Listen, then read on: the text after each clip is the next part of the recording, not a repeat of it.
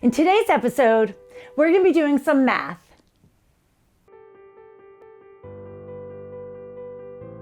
You've often heard me speak about using a local agent for various reasons, but today we're going to be talking math and the reasons to use a local agent when it comes to zoning and actually renovations and even adding swimming pools or other features to your house, because local zoning and FEMA rules apply when it comes to those particular things you'd like to do with your house.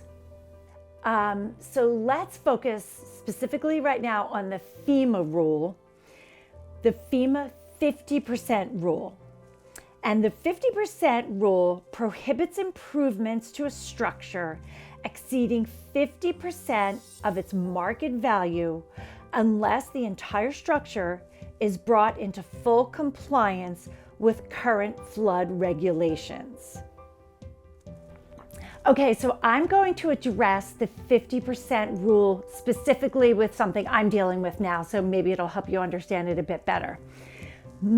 The house I'm standing in, my house in Avalon, the foundation was built in 1978, and I say specifically the foundation because we had done a renovation in 2008, a small renovation, so this rule didn't come into play. However, I now feel as though I'm short a bedroom and bathroom, so I'd like to add that on.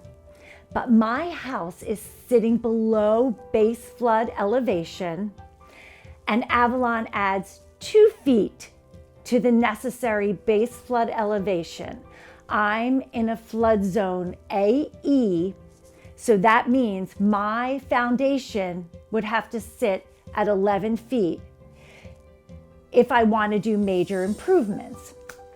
So let's go through the steps.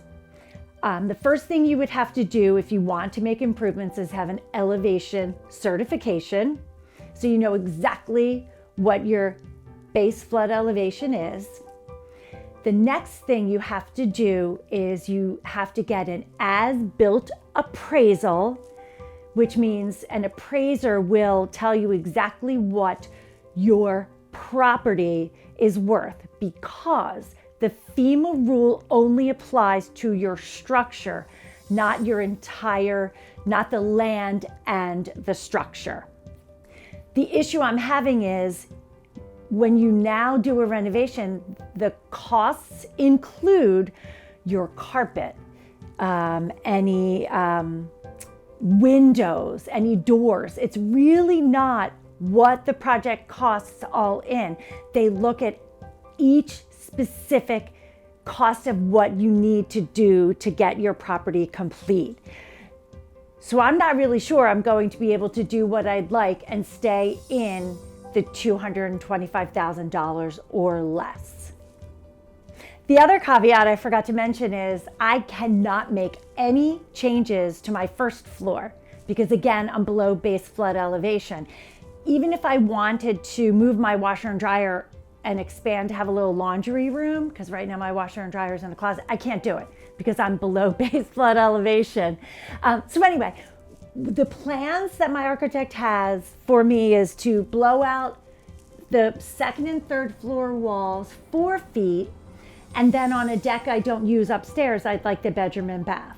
So we'll see. We have to see what the contractor comes up with for all his costs, and then if the borough will accept my as-built appraisal and accept his cost estimate for the project. So we had to reshoot this particular segment because my videographer picked up that I said, if you have any additional information. So really, if you guys have additional information that I didn't, email me. But let's get back to it.